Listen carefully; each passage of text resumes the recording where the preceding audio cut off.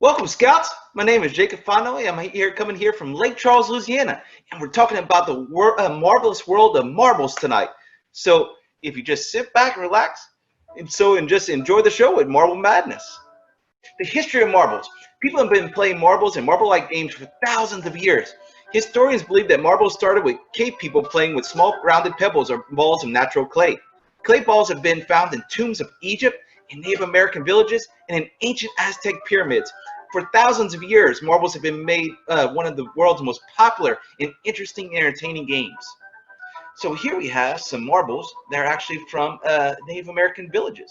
You also see some Egyptian marbles. You can see the hieroglyphics on the marbles. And then we also have some Roman marbles right here. Fun facts about marbles.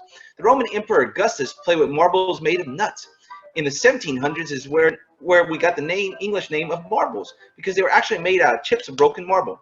In 1900s, they were first made by machines. The British World Marble Championship has a tradition that dates back into 1588. The mass production became possible in 1884 in Akron, Ohio, when Sam Dyke created a wooden block with 6 grooves, each of which he had a lump of clay. An operator would roll a wooden paddle over all the clay balls at once. Dyke's factory was cranking out 5 train cars, or about 1 million marbles each day. Mass production made marbles much cheaper to make, and Akron became the marble capital of America. The U.S. National Marble Tournament is held over 4 days in June since 1922 in Willwood, New Jersey. And here's a quick video on how marbles are actually made.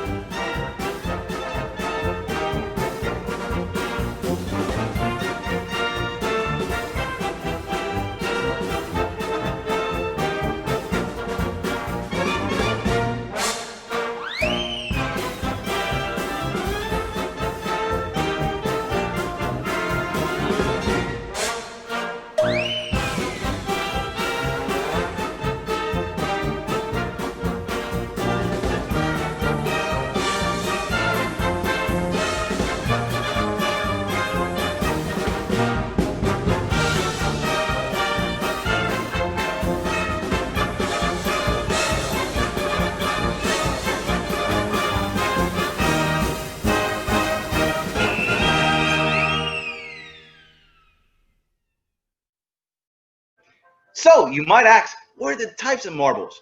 So your first type of marble is the cat's eye. If you kind of look at the glass inside the marble, it really looks like a cat's eye.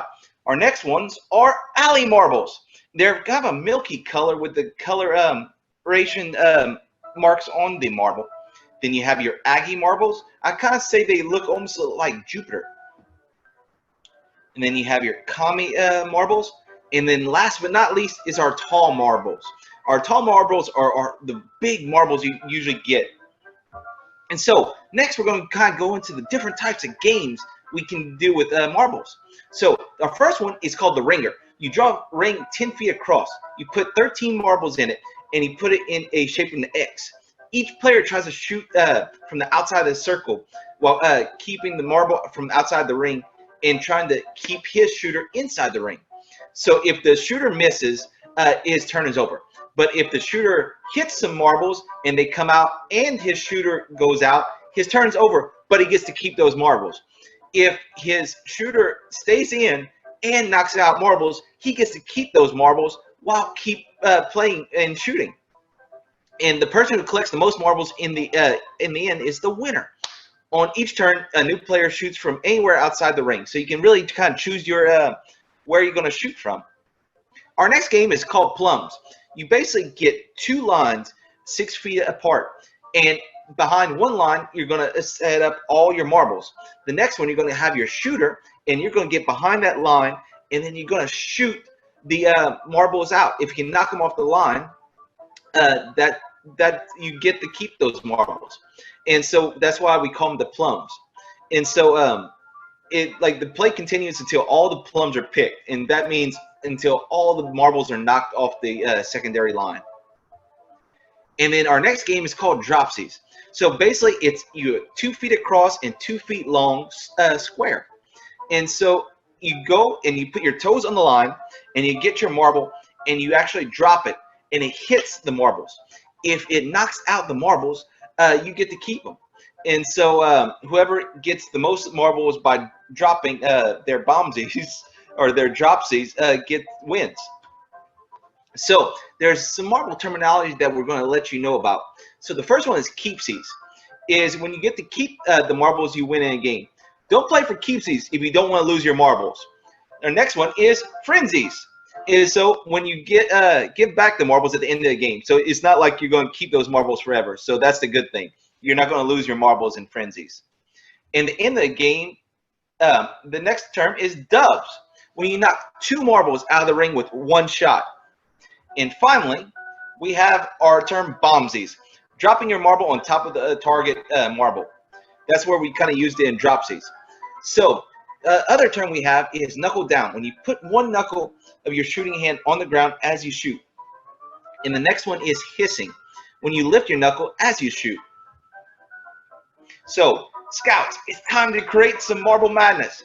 So the next one is a marble maze. You can create your own marble maze simply by getting a box, maybe putting some poster board at the bottom, and you can hot glue some straws and actually make your maze that way. That's just one easy way to make a marble maze. Next one is kind of creating an obstacle course. You can create an obstacle course with Play-Doh, with Lincoln Logs, Legos, whatever you have. That's the great thing. A scout is thrifty. And the next one is race marbles. So you can race marbles like we see right here. It's like at the beach. Or you can even kind of race them down some Hot Wheels tracks. Or even better is they are Pinewood Derby tracks.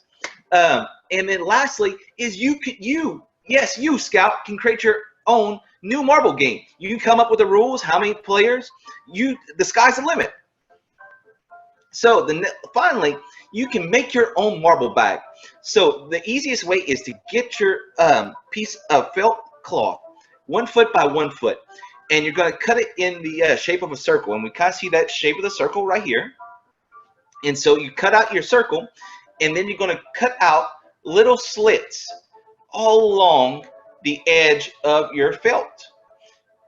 And you can really use almost any kind of cloth for this. And then you can get some shoelaces, and you're going to lace it in, out, in, out, in, out, all the way around your piece of round cloth.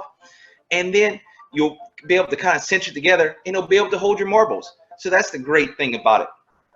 So thank you, Scouts, for joining us. We really appreciate it. Hope you have a new love of marbles, and hope to see y'all all soon. Take care and scout me in.